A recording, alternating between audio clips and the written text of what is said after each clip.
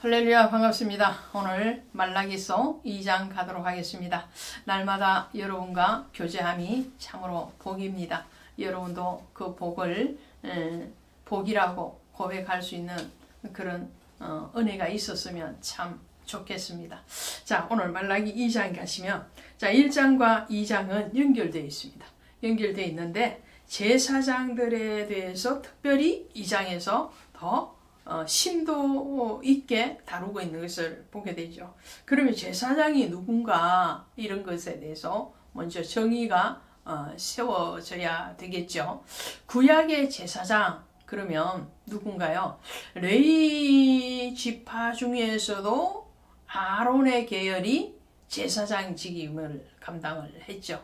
그 제사장직은 상속되었단 말이죠. 아론이 대제사장으로 있으면 그의 아들들도 제사장이었고 또 그것이 세습화되어져서 대대로 내려가는 그 구조가 구약의 제사장의 제도였습니다. 그럼 신약, 오늘 저와 여러분은 이 성령의 시대, 신약의 시대를 살고 있잖아요. 그러면 오늘날은 제사장이 없는데 굳이 제사장이라 그러면 목사님들이 제사장인가요? 틀린 것은 아니에요. 목사님들이 제사장 맞습니다. 제사장의 사역을 감당하는 거죠. 그러나 그렇다고 해서 제사장이 목사님들만 되시느냐? 성경은 그렇다고 말을 하지 않고 있죠. 자, 베드로전서 2장 9절에 가시면 그러나 너희는 택하신 족속이요 왕 같은 제사장들이요 거룩한 나라요 그의 소유된 백성이니 이렇게 말씀하네요. 그러니까 우리는 모두가 다 왕 같은 제사장이라는 거예요. 왕은 뭔가요? 왕은 다스림이잖아요. 제사장이 왕이신, 정말 참 왕이신, 한 분 왕이신 하나님을 섬기는 위치에도 있지만 제사장은 왕 같은 제사장이에요. 어떤 다스림이냐면 자기의 모든 환경을 다스려야 돼요. 또 자기의 모든 죄를 다스려야 돼요. 이 다스림이 왕 같은 내 안에 있는 이 죄된 속성 또 삶의 모든 일들에 대해서 다스릴 수 있는 제사장, 그 제사장. 그래서 신약의 시대는요.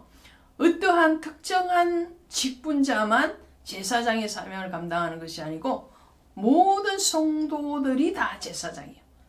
예수 그리스도를 믿는 모든 성도들이 제사장이란 말이죠. 그것이 만인 제사장이죠. 구약의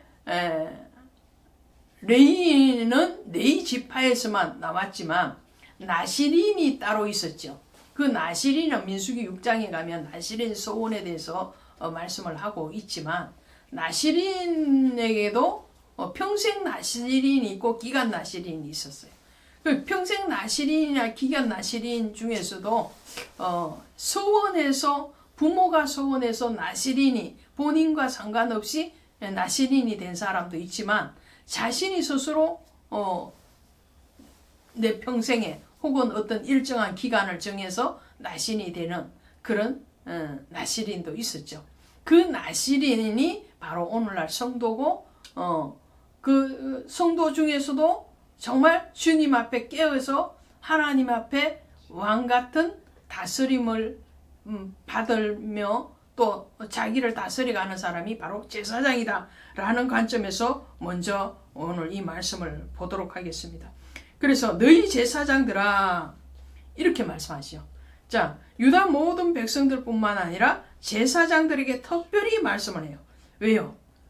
이 말씀은 그냥 교회 안에 들어온 그런 교회에 그냥 출석하는 그런 성도들 뿐만 아니라 정말 은혜를 아는 사람, 정말 하나님 앞에 깨어있는 그 사람을 향해서 주님이 지금 너희 제사장들아 라고 말씀을 하시는 거죠.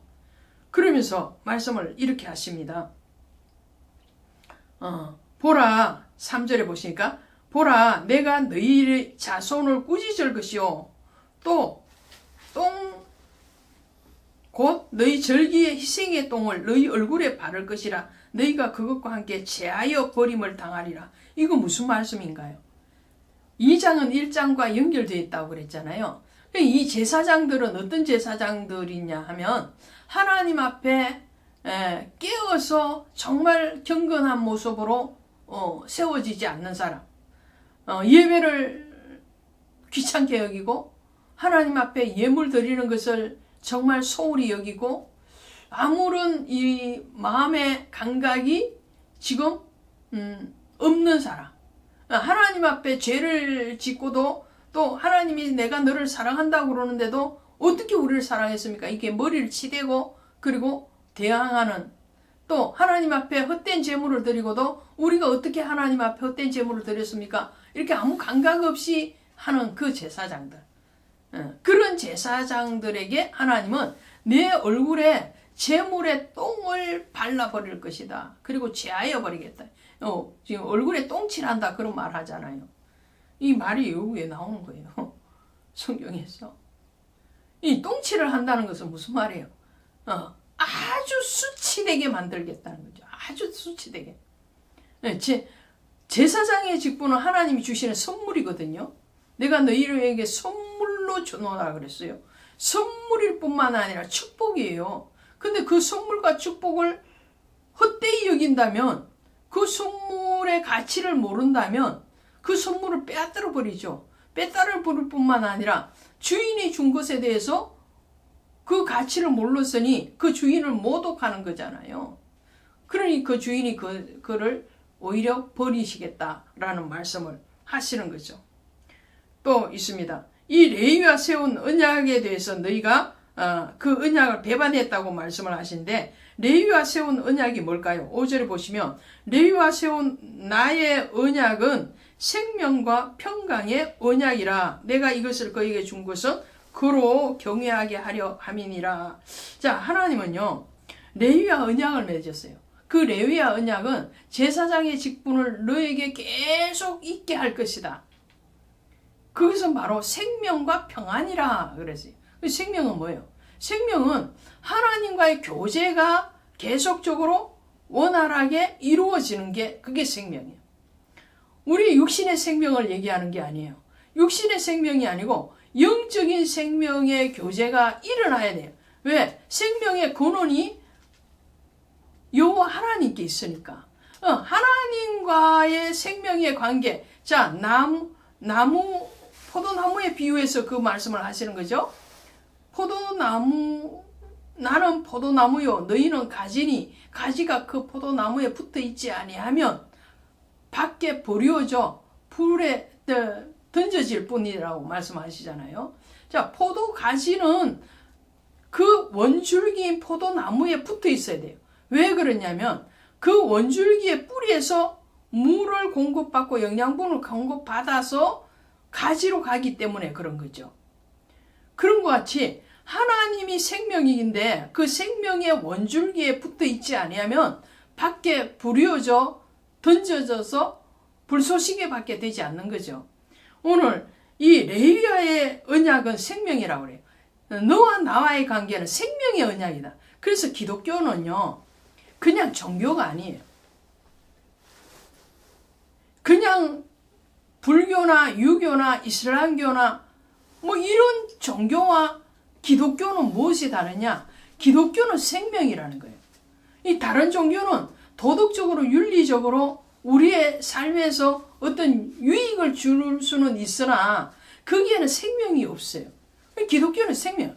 주님이 말씀하세요. 나는 길이요 생명이니 나로 말미암지 아니하고는 아버지께로 올 자가 없느니라. 주님이 말씀해요. 나는 부활이라고. 살아서 나를 믿는 자는 영원히 죽지 아니하겠고 그 말씀을 하시잖아요. 자, 주님은 생명이라.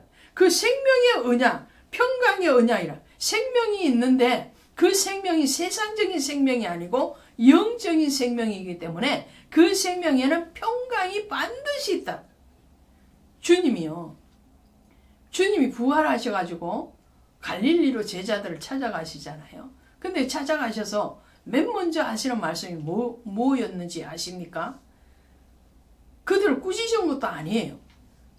그들에게 사명을 주신 것도 아니에요. 그것을 먼저 하신 것이 아니고 먼저 하시는 그 입에서 나오시는 말씀이 뭐냐면 너희에게 평강이 있을지어다. 할렐루야. 여러분에게 평강이 있기를 원합니다. 하나님은 지금 제사장들에게 말씀, 은혜 받은 성도들아, 너희와 나 사이의 언약은 레위의 언약인데 그 레위의 언약이라는 것은 바로 생명과 평강이다. 너희는 특별히 구별된 존재. 레위라는 것은 12지파 중에서도 하나님의 것으로 특별히 구별한 지파가 바로 레위 지파죠. 그 레위 지파에게 성소에서 성막에서 섬기는 일을 감당하게 했어요. 그리고 그 섬김에 대해서 하나님이 친히 갚으시라 말씀하시죠. 갚아주시죠. 내가 너희의 기업이 되어주겠다. 그것이 바로 레위에게 주신 특별한 복이죠. 오늘 그 복을 우리에게 주셨다는 거예요. 그러면서 주님이 그럼 그 제사장이 해야 될 일이 뭐냐? 생명과 평강을 지키는 방법이 뭐냐? 방법. 그죠? 제사장이 누구인지에 대해서 말씀드렸어요. 그리고 그 제사장이 하나님과의 관계에서 맺는 언약은 생명과 평강이라고 그랬죠. 그러면 그 생명과 평강을 얻는 비결 아니면 유지하는 비결이 뭐냐? 그게 바로 7절이에요. 7절. 7절 가시면 이렇게 말씀. 제사장의 입술은 지식을 지켜야 하겠고 사람들은 그의 입에서 율법을 구하게 되어야 할 것이니 제사장은 만군의 여호와의 사자가 됨이거늘. 할렐루야. 이 말라기의 이름의 뜻이 뭐라고 그랬어요? 나의 사자라고 그랬죠. 제사장은 하나님의 사자라는 거예요. 사자. 선지자, 제사장, 성도들은 다 하나님의 사자예요. 하나님 심부름꾼이에요. 사자라는 것이 심부름꾼이에요.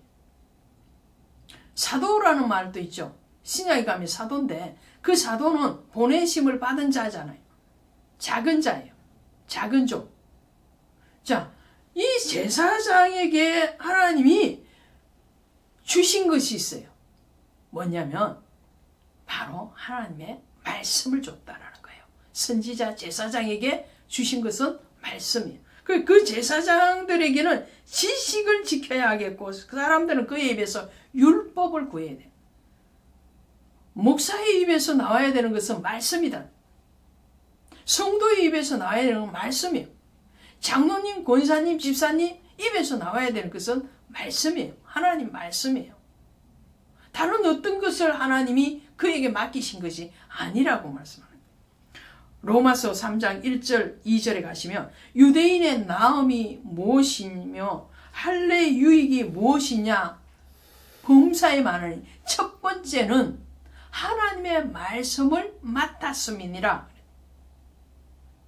자, 유대인이 누구예요? 하나님 택한 사람이잖아요.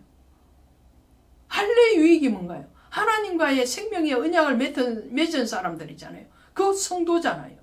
이 성도의 유익이 뭐냐? 말씀을 맡았다는 거예요. 목사의 복이 뭐냐? 목사의 최고의 복은 말씀을 받고 그 말씀을 전할 수 있다는 거예요. 저의 최고의 복은 바로 그거예요. 요한복음 10장 35절에 하나님의 말씀을 받은 사람들을 신이라 하였거늘 이렇게 말씀합니다. 하나님의 말씀이 있으면 신이래요. 신이라는 것은 하나님이다. 그럼 우리가 이단인가? 그 말씀이 아니에요. 그 말씀이 아니에요. 말씀은 곧 하나님이시잖아요. 그 하나님이 육신으로 오신 분이 예수님이시잖아요. 그 말씀이 있다라는 것은 예수 그리스도가 내 안에 있다는 거예요. 그래서 질그릇 안에 보배예요. 오늘 우리는 질그릇 같지만 보배가 있어서 그 질그릇이 빛나는 것 같지. 오늘 우리에게 말씀이 있어서 그 말씀 때문에 빛난다는 거예요. 무엇이 빛나는 거예요? 예수가 우리를 제사장으로 그의 소유된 백성으로 삼으신 것은 그의 기이한 빛을 전하게 하려 합니다. 그의 기이한 빛이 뭐예요? 예수의 빛이요. 생명의 빛이요. 예수님 말씀에 나는 세상에 있는 동안에 빛이로라.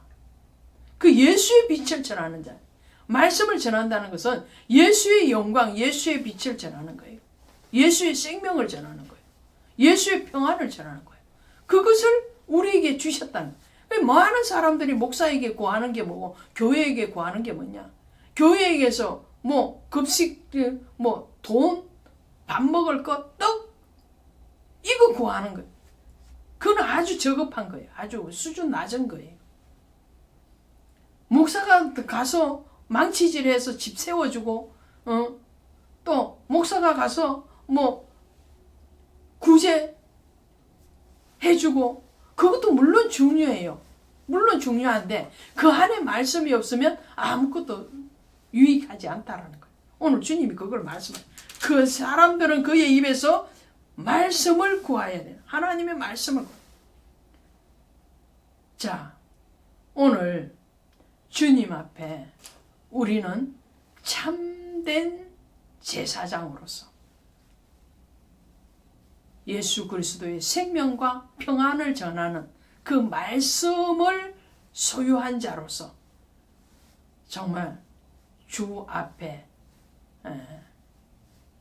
바른 사역과 바른 삶이 이어지기를 간절히 원하면서 오늘 2장을 마치도록 하겠습니다. 고맙습니다.